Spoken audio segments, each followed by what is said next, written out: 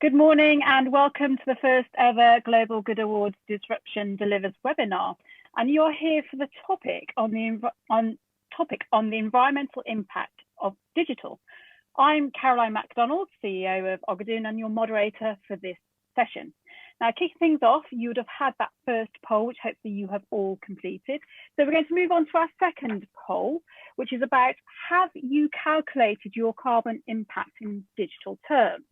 Now, whilst you are voting, I will tell you a couple of things. Firstly, the poll screen will disappear from your monitor once you have voted. Please also ask a question on the chat, and hopefully I will see this and ask it for you in the latter part of the session. And also note, this webinar is being recorded. Now, an exciting moment. You're all in with a chance to win the esteemed Global Good Awards lottery, and the winner gets a hamper of eco goodies. It's simple. All you have to do is remain logged in at 12:25 to be in with a chance, and the winner will be emailed. Of course, you will be logged in because this topic, I guarantee you, is compulsive. It's moreish. It's really demanding. Now, moving on. Did you know that there are 4.57 billion, so that's 4.5 billion active internet users in the globe today? That's 59% of the global population, thanks to statista.com. COVID-19 has increased internet usage by 70%, according to Forbes. Data usage has increased by 47%, according to PC Mag. And although there are reports of a decrease in global CO2 emissions from 4 to 7% in 2020, it's largely due to the cessation of travel and transport due to the pandemic. And most commentators feel that this is not only just temporary, but that fall is not significant enough.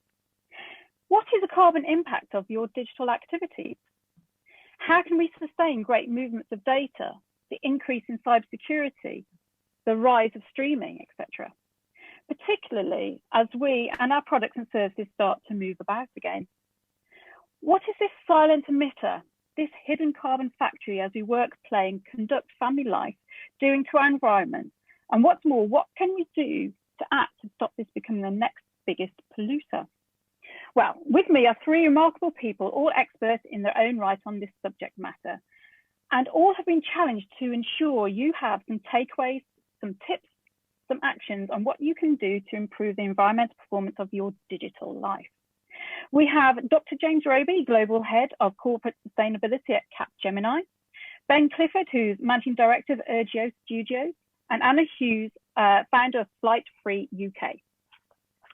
Right, to get the discussion going, I'm going to come to you first, Anna, for you to explain to myself and the audience what you have done and are planning to do to reduce your carbon impact of your digital activities. Hi, thanks, Caroline. So yeah, I'm the director of Flight Free UK. So I suppose my role here is a little bit different to everybody else's, to try and offer that alternative perspective. Because as you said, Caroline, in lockdown, our emissions reduced, in fact, up to 17% during that particular period of lockdown. It wasn't, the 4 to 7% relates to the entire year, the average. So yeah, as you say, it was about travel. So my point of view here is to kind of compare the two, the not flying and flying using digital to replace the flights that we would otherwise take. Now, a lot of what we talk about here at Flight Free UK is simply reducing. So we encourage people to reduce the amount they fly. Obviously, digital can replace some of those flights, as we've seen being used quite a lot in lockdown. But we need to be mindful of that and not then let digital just kind of replace it and continue to rise. We need to apply the reduction mindset that we already apply to our transport to digital as well. So things that we are doing on behalf of Flight Free UK. Obviously, we have an online presence, we have digital presence, but how can we make sure that is as low as possible? We work with departments at universities, for example, to help them reduce their travel impact. Can your travel grants be changed to equipment grants, for example? So that would overall reduce the impact. We'll cover this later, but thinking of the individual impact of each action that you take.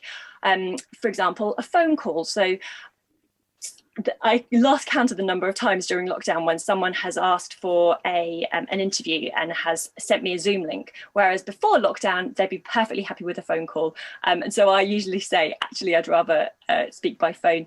The impact of that, the amount of data that's used, is far less. So it's these things. It's about reducing. How can we avoid even using digital in the first place as well? Can we apply that thinking to our data use? That's great, thanks, Anna. James, welcome to the webinar. What have you done and are planning to do? Need to have your mic on, James. Sorry, can't hear. There's a usual error. Apologies. Hi, I'm James from Capgemini. I lead the sustainability agenda for the group. We are a mix of IT services and management consulting, about 270,000 people spread around about 50 countries. From a corporate perspective, we've found science-based targets are a great place to start. We set our first science-based targets at the 2-degree level about 4 years ago now. And that gives you a really solid place to start in terms of measuring and understanding your impacts. We actually found that we were able to deliver against our 2-degree targets in just before lockdown started in January. And so we're currently in the process, having set a new ambition of setting and verifying 1.5-degree science-based targets. And clearly for our organisation, in the technology space and in the consulting space, travel is an absolutely critical part of our business. Lockdown with COVID has really been fascinating in terms of people realizing that there is sometimes a digital alternative to travel. And I think, and I suspect we'll explore a bit further, that trade-off as we look to minimize the impact from a digital perspective, but recognize that in many occasions, actually digital can offer a significantly lower carbon alternative to physical travel. That's great. Thanks very much, James. And welcoming Ben to the session. Again, could you provide the audience with what you have done or are planning to do with the impact of carbon on your digital activities? Yeah, thanks, Caroline. Hi, everyone. So as Caroline said, I'm the managing director of Geo Studios here in London, and we make planet-friendly websites for small businesses. So specifically what we mean by planet-friendly websites is to do with the hosting, but also the kind of optimization of websites so that they use less data. Because there's essentially a kind of a simple relationship in the background, which is that fundamentally the more data that gets used, the more energy that gets used, and the greater the carbon emissions are. So yeah, we put a lot of focus on the hosting that you have for your website and how you can reduce the amount of data that it uses. So just as a kind of bit of background of that, it was probably a few years ago now where I was doing kind of a coding course in my old corporate job, and I discovered an eco-friendly hosting account that was kind of bundled into that, and that kind of opened the the kind of rabbit hole of what does eco-friendly hosting actually mean. And so since then, I've kind of been on a journey of kind of discovering more about data center energy use, how people can build websites that use less data, and how they can power those websites with renewable energy. And we've been gradually kind of spreading awareness of that and the existence of these solutions. Particularly with a focus on small businesses. So if you have a website and you've no idea whether it's powered by renewables or standard kind of fossil fuel grid electricity, and you've no idea whether it's got high emissions or low emissions, we can help you to understand how it scores, but also help you to improve it if you'd like to. That's really interesting. And just going on what you have all said, I think we're going to run our third poll right now, which is that what do you think has the biggest impact? Telephone call, video conferencing, streaming, downloads, or conference calls? Because we've mentioned some of those already. Ben, coming back to you, wanted to look at what changes you can implement and how, why, and the useful tips.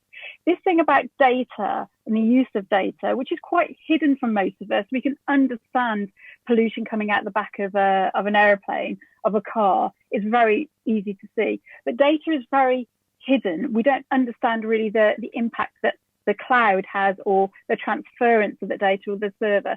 So perhaps if you could, with your response to that, you could really delve into us all about this mystery behind data.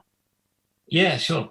I mean, as you say, the internet kind of feels extremely virtual, and you don't really think about there being any physical infrastructure. It essentially just feels a bit kind of magic, basically. But yeah, in the background, all of these data center buildings use huge amounts of electricity to keep all of the computer equipment permanently online and cooled. So yeah, in the background, there are literally millions and millions of servers sitting in big kind of warehouse style buildings called data centers that are very, very energy hungry. And when you're using the internet, or you're using kind of cloud services, or you're streaming video, or using software apps, typically you're transmitting data between your device and a very physical, building that's very energy hungry somewhere else in the world. So that's kind of basic mechanism. The topic has actually been talked about in the background for probably at least a decade now. It's kind of been on the kind of underground agenda, but it's become much more kind of mainstream over the last couple of years, and then obviously with COVID happening, that's ramped up even more. But there's one particular tool that I just wanted to call out, which is called websitecarbon.com. And if you just put your website URL into that, they've done some really clever kind of number crunching in the backgrounds to be able to just very, very easily give you an easy to understand score for your website and tell you whether it's powered by renewables in a nice kind of green data center or not, and also how much data it transmits. So it's actually very user friendly these days to get an idea of how you score, and then people like us can help you to take action on it. That's very insightful, and we'll make note of that link shortly. Anna, again, you really spoke about the fact that with transport having decreased this year, but use of digital has gone up, that we might be swapping one for another. But equally, as we go forward, we might be having both at the same time as travel does start to increase again, but people are using more digital means to communicate. Looking at that, what changes would you implement? You mentioned one about the travel grants, but what else could we do as an SME or as a corporate to improve our digital carbon footprint? I was going to focus on more of the individual stuff, actually, I'm afraid, because our campaign is definitely about individual behaviour change. Yeah. And focusing on travel specifically, we things that we are completely used to now. If you have a smartphone, so as Caroline kind of alluded to, 3.5 billion people across the planet have a smartphone. That's nearly half the world online, pretty much all the time. So it's something that we kind of forget, or we take for granted, and we forget the impact of it. So, for example, if you're going away, rather than rely on Google Maps, how about use an actual map? Something like that.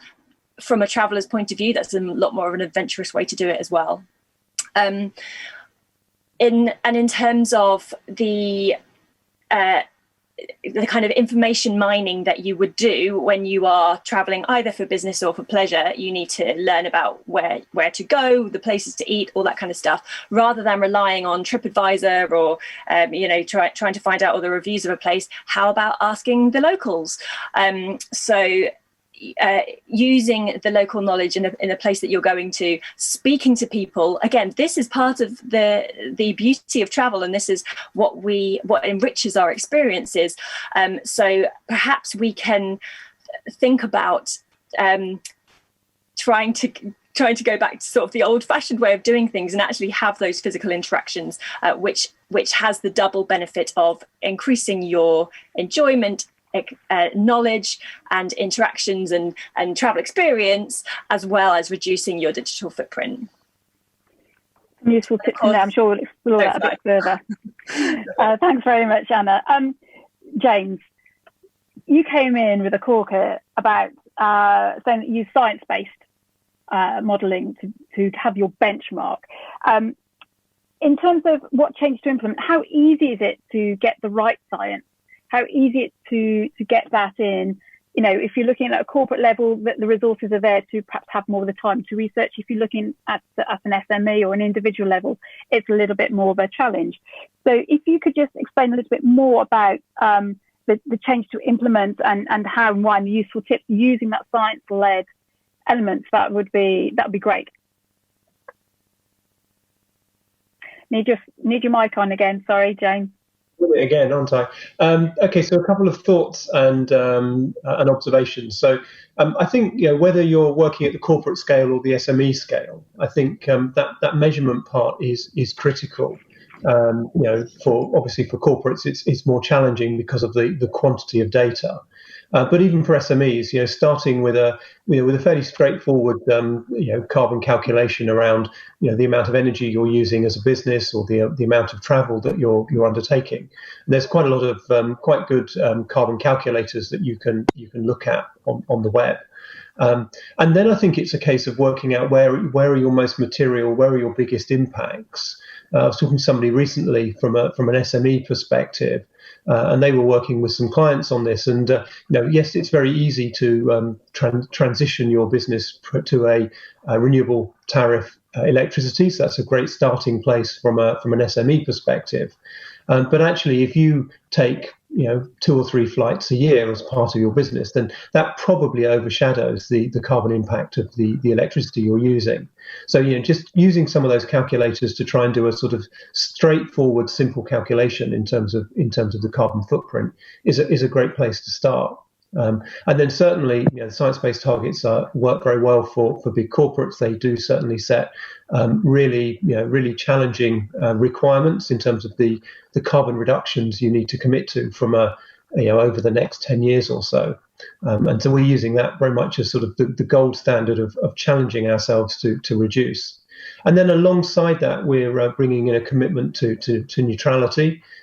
So looking to add carbon offsets to what we can't reduce, and very much as a second wave. It's certainly not start with offsets. Start with reduction and then look at offsets. And we want to use offsets which are removal based. So carbon offsets which actually physically remove the carbon from the atmosphere. Probably forestation in the main part, but there are some other removal based offset mechanisms. And so our aspiration is to get to a point where we're carbon neutral on that from a core operational perspective by 2025, and then moving towards sort of a net zero position, which looks at the carbon in our supply chain as well by 2030. So that would be sort of the thought processes in terms of how you can use sort of science-based targets as sort of underpinning your direction. Because I guess ultimately one of the biggest challenges is if we're not all setting reduction targets linked to science, then there's a danger that we could all make our targets, but actually the sum of those targets might not add up to enough to make a real meaningful change. Yeah, that's part of the challenge, isn't it? Is using the right science-based information that's out there, making sure it does actually come up to a real significant change, and that you're always moving on forward with it. Just staying with you, James, so you can keep your mic on. Looking back to what you've done so far, and you've obviously done quite a lot at Capgemini, is there anything that you would have wished you'd have done differently, or you wish you had information-wise, so that for our audience they can learn from past experiences, so that they don't have to go down that route themselves? So that's interesting. We've been reflecting on that recently, and for our business, travel is, or before COVID, travel was about 75% of our carbon impact. Although we've been doing a lot in terms of digital collaboration tools and technology over the last few years, and certainly the experience of the last 6 months, where everybody has, pretty much overnight has had to completely embrace virtual collaboration with very, very little travel globally going on. We'd started an initiative a couple of years ago about investing in education, many organisations, the tools are provided. We're all used to Skype and Teams and Zoom and the technology. But actually, about 18 months ago, we started an intentional campaign around educating people to use the collaboration tools. And particularly focusing on perhaps some of the cultural changes and the cultural the ways that you need to conduct meetings in a virtual way are slightly different to the way that you need to conduct meetings sort of face to face. So I suppose if there's one thing I would have done was I would have started that education process or accelerated that education process sooner. Clearly, COVID has been a massive inflection point and has given a great impetus to driving that forward very quickly. But that would be one thing I would have started sooner, Caroline. Brilliant. I think education is a key element. We've been very helpful with COVID-19, and perhaps this past 18 months, 2 years of a bit of a seismic shift following David Attenborough's plea on the Blue Planet has really helped to change people's mindsets alongside lots of other things, quite clearly. Ben, you've been on this journey for quite some time. It's the modus operandi for your business. Again, what have you learned that you wish you knew or could have done differently? Yeah, so as I say, when I started out on this kind of journey of discovery a few years ago, really I was at the point where I was learning what it meant for a data center to be green and the whole kind of question of whether it used renewable energy or not. And really at that point, that was the only thing that I was kind of concerned with or aware of. And there wasn't as much research available and tools available as there have been over this last year or two. So really through the kind of evolution of that knowledge and the science around kind of digital carbon emissions, there's now much more of a focus on the amount of data that you're transmitting, not just whether the data center uses renewable energy or not. So I guess when I started out on this journey, and again, we build websites, we were really concerned with who's hosting it, and there wasn't kind of a lot more to it. But over time, we've realized that, if you use, for example, GIF animations on your web page, they tend to be quite heavy files. Similar with video files, they tend to be quite large. There are ways to kind of mitigate that. But we have a much better understanding now of almost kind of setting a budget for the size of your web page, and being mindful of, do I actually need to show this video, or do I need to show as many pictures as this on my web page? So we kind of build with that a lot more in mind these days, and I think that's an important kind of principle. It's not just who's hosting it, but how heavy is your web page. I never knew that about GIFs.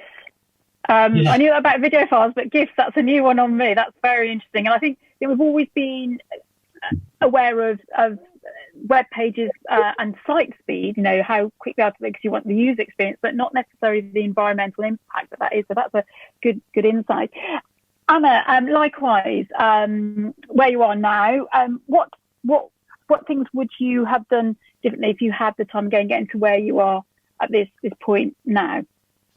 Well, I think Ben's hit a really good concept there in terms of a budget.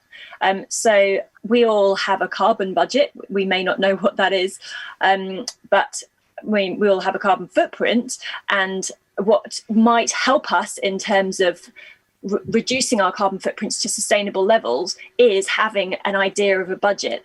And that can be applied to everything, to every part of our consumption and emissions, including digital. So that it's that kind of information that helps us to make the choices that are sustainable. That's something that we push a lot actually through our campaign, giving people information and allowing them then to make an informed choice. And I think that can apply to everything. So it applies to travel. If we know how carbon heavy our flights are, we might take fewer of them. In fact, there's an interesting statistic from climate charity Possible, who ran a survey and said as many as half of all flights were viewed as unimportant by the people taking them. So that seems quite incongruous that we're doing something so polluting and we don't even need to do it. But yeah, if we can apply that to every aspect of our lives, then that would be a fantastic way to understand our place on the planet, understand our impact, and be able to reduce and keep on reducing going forward. So yeah, I like that concept of budgets. Great, thanks very much, everyone. We're now going to move into the question session. So to everybody that is watching and participating, do get your questions in. I've seen a few come in already. Just to let the panel know that in terms of the poll about measuring carbon digital impact or footprint, 83% of our audience said that no, they don't currently do that. Is that a surprise to yourselves? James, can I come to you on that first? I guess probably not a surprise. I mean, it's probably where would you start would sort of strike in my mind in terms of calculating your digital carbon footprint. Maybe I've not come across them, but there's clearly lots of calculators out there which will help you put in your energy bill and your travel patterns and give you a carbon footprint. I think it's quite tricky. I mean, we did some research around this topic over the last month or so, and just in terms of things like the carbon impact of an email. And one thing we came across was an article in The Guardian where they said that if every adult in the UK sent one less email, that could save 16,500 tonnes of carbon, or the equivalent of over 80,000 flights from London to Madrid. And that's just each one of us not sending one email. So actually getting the data is quite difficult unless you actually go searching out for it. But certainly the impact of digital is quite large when you take it as a whole.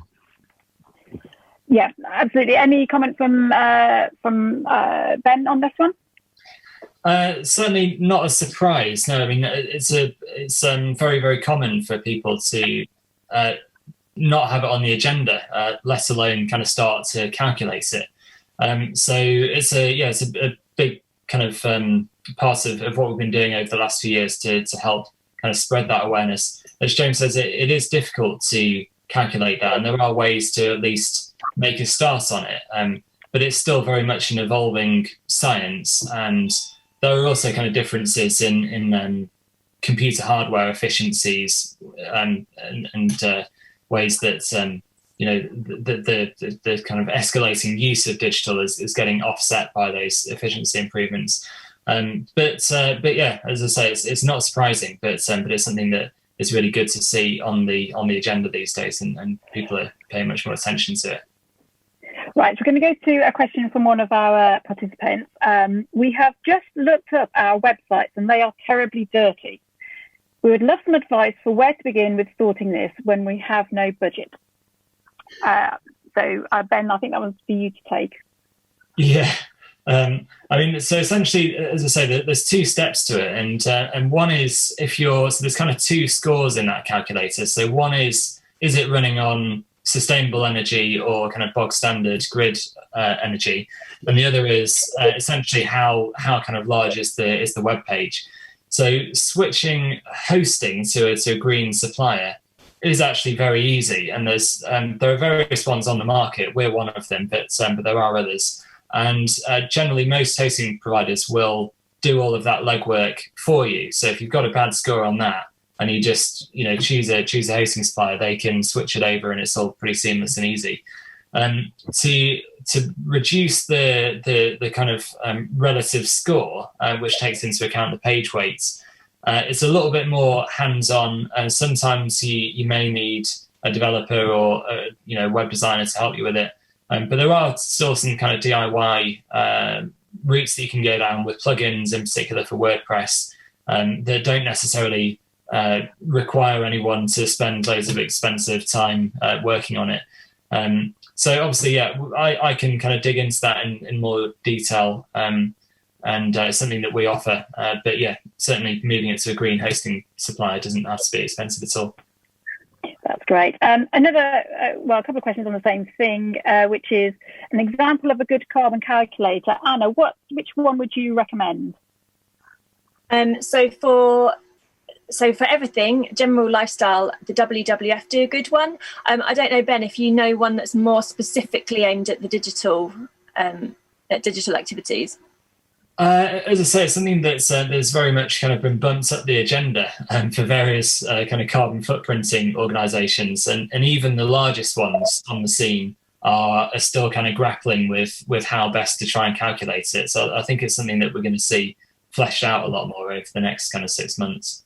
Yeah, because WWF doesn't have much focus on the digital aspects of things, perhaps because there are so many other things that come in kind of a much more big impact, like the way you heat your home, what you eat, how you travel, clothing, and those kinds of things. So I would imagine that most kind of mainstream carbon calculators do focus on the bigger stuff rather than on the digital. So yeah.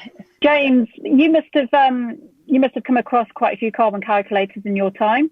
Any that you'd shout out about? The one I quite like is the one on the Global Footprint Network's website, which is a little broader than just pure carbon, but calculates your lifestyle in terms of the number of planets which would be required to support your lifestyle if everybody on the planet lived the same way as you do. So that one's worth looking at. That's the Global Footprint Network. That's grand. Thanks for that. There's so many to choose from. You've really got to find the one that works best and has perhaps the most validation that you can see around in terms of evidence and support. Now, a question that I already had in my mind, but somebody has asked it. Many people consider offsetting as a greenwashing technique. What role does carbon offsetting play in reaching net zero in the digital industry? And obviously, we're aware that greenwashing has been around ever since the environmental movement has really had steam. I've been doing it for about 20 years, and it is an issue to get to the trueness of it. But if I come to you, James, on that, because you mentioned it and you've got quite a lot happening. What can we do to make sure that it isn't just a tick in the box exercise to get through your environmental performance? So I think a couple of observations I'd make on that. So first of all, realistically, there's no way that any organisation can get to zero carbon emissions in their operations, assuming that they are trading. And therefore, if you want to come down to have a net zero impact, you're going to have to employ some sort of carbon offset mechanism. So the observations I would make is, first of all, and this is where science-based targets come in, you have to start by reducing. So for me, anybody who's just saying we want to be carbon neutral just by buying offsets is in danger of a sort of positioning themselves from a greenwash perspective. We all have a responsibility to reduce, and science-based targets are a good way of setting targets which are meaningful and challenging and in line with the needs of the climate science. And then once you have reduced, and then very much after that, then we actually look at the offsets, and then you can look at your offset strategy. And clearly there are many types of offsets, some of which are ridiculously cheap. I've seen offsets as cheap as 75 cents per ton, and I would question the real impact that they are having. What you're looking for, or what we're looking for is, as an organisation, is we're going to look for offsets which are actually removing carbon from the atmosphere, which takes you down to either forestry, regrowing of mangrove swamps, or some of the more modern technologies where people are looking at actually sequestering carbon out of the atmosphere directly. They tend to be slightly more expensive in terms of offsets. They're not the cheapest route to go. But I think if if you're trying to avoid greenwash, that would be my sort of guidance in terms of sort of building a credible strategy. Start with reduction and then compensate the remainder, and use good quality removal-based certified offsets. Yeah, that's great to hear of some innovation that's happening to have that physical removal that's more than just sort of, we're planting trees somewhere else. Ben, is there anything that you can add to that in terms of, the carbon offsets around the digital process?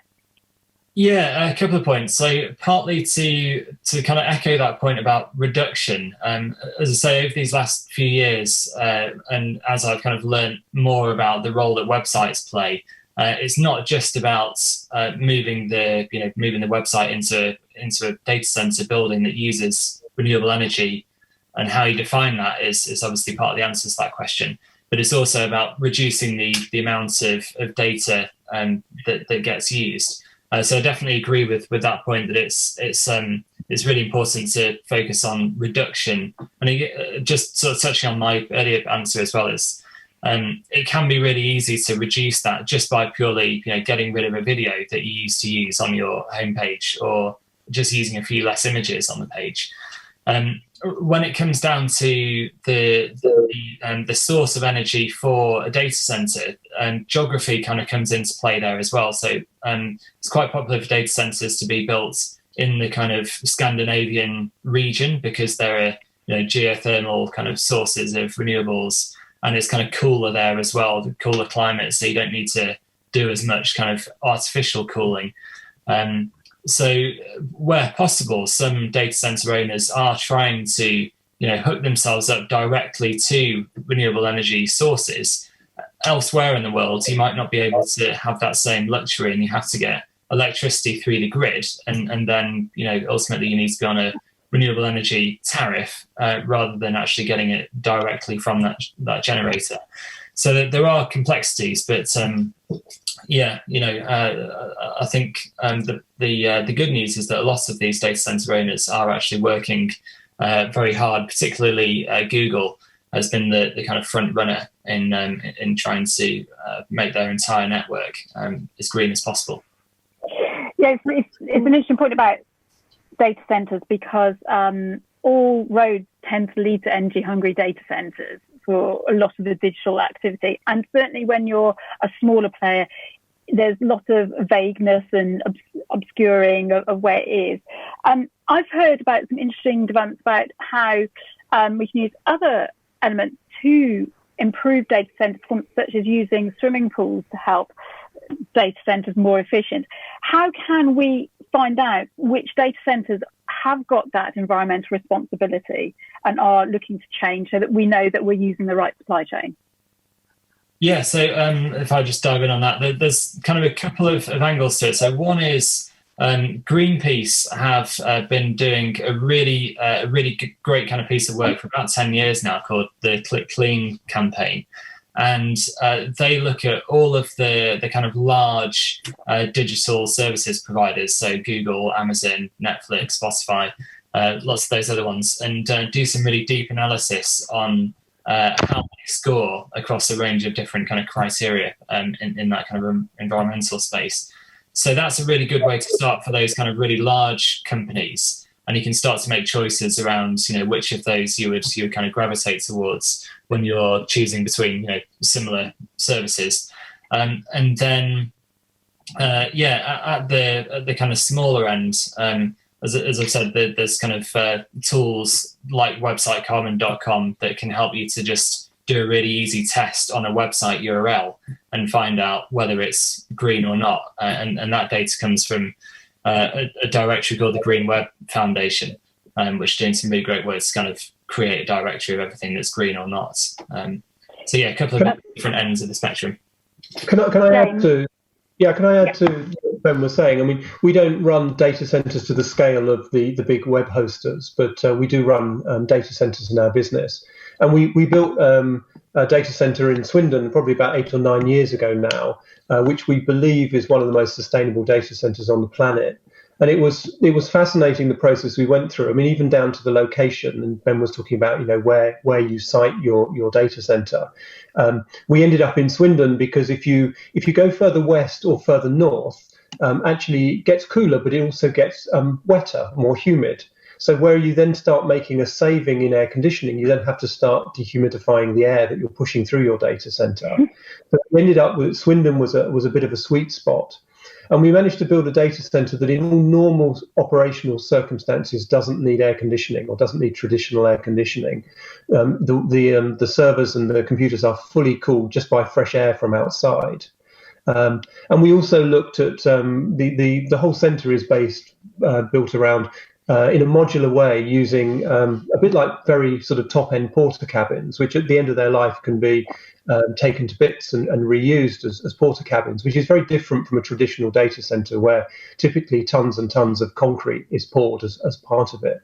So again, different scale to some of the web hosters, but certainly, our data center strategy has looked around sustainability. And if people are interested, if we can put a link on to the Merlin data center, and happy to share some of the learnings that we've got as an organization through setting out to build an ultra sustainable data center. That's great. That's some really interesting insight there. So just moving on to the fact that we have a very expert and learned audience, because our last poll about ranking the different digital activities, not far off being correct. So so the audience are aware the first one, which is most carbon intensive, is streaming, then it's video, conferencing calls, downloads, conference calls, and then telephone calls. So they did pretty well on that. Now, moving on to where we're just going to begin to wrap up and to incorporate a question about what are the most impactful changes we can make to reduce individual environmental digital impact. What about companies? Is that I'm going to go to each of you to ask about your tips. If you can, provide 4 or 3, but if not, just 1 or 2 out of the 3. But what's the tip for an SME? What's the tip for a corporate? And what's the tip for the individual and the person? So, James, if I could come to you on that, if you could just fairly promptly trot those on back. Okay, of course. And I suppose to sort of cheat slightly, I suppose my first tip would apply to all 3, and that would be about measurement. Spend some time trying to figure out the environmental impact of whether it's your individual lifestyle, your SME or your corporate. And that's a really good place to start, and then start thinking about tackling the most meaningful impacts. As I said, just a couple of personal suggestions. And again, I mentioned one about, if we all did 1 less email or 1 less attachment, it all adds up quite remarkably. One of the other statistics we came across when doing a bit of research was actually, we took in the last question about streaming. And actually the difference between streaming at high resolution and streaming at low resolution, if you insist on downloading your Netflix films onto your smartphone at full resolution, you're probably using somewhere between 4 and 10 times the energy to do that. And also think about where you download your films or where you stream them. It's significantly more efficient to download on Wi-Fi before you go on the move than it is to use your 4G or your 5G and stream while you're on the move. So there's a couple of personal things we can do differently. I'll try and explain that to my teams. And also, I'd like to see how lawyers are going to deal with 1 less email, 1 less attachment. That's going to be an education in itself. Anna, over to you. Any top tips that you have as an SME, corporate or personal takeaway? Yeah, so probably, as James said, these probably apply to all 3 anyway, but something that I personally have found and that I think is good for businesses as well, or in a work situation, if you can use a phone call rather than a video call, just pick up the phone. It's, it has become kind of a bit of a buzz thing lately for, I'll send you a Zoom link, but a phone call will mostly do instead. So I would recommend that. Kind of looking at the wider picture in terms of the comparison of the impact of digital compared to the impact of travel, it still remains that it is always better to conduct a meeting by digital means than it is to actually travel to that meeting. But can you make that as efficient as possible? So perhaps on a corporate level, and I kind of mentioned it before, could you take some of what you allocate to your travel budget and use that to make your digital operations much more efficient, go down that green server route, investigate in the background, how can you make your digital operations as efficient and low impact as possible, because that can have a knock-on effect across the whole company. On an individual level, really basic stuff like delete photos from your phone when you have, go through your pictures, go through your videos, go through your downloads and delete as much as possible if you don't need it anymore.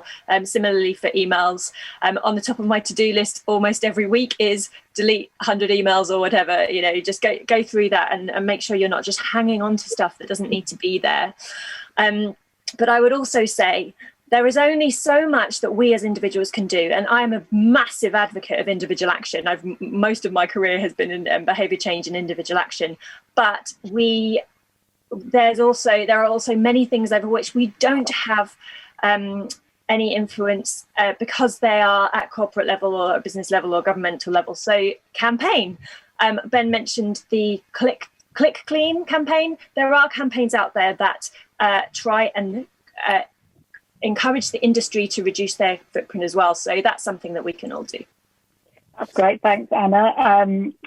we'll certainly look at all those financial directors, how they're going to swap travel budget for carbon budget or digital budget. That'll be an interesting conversation.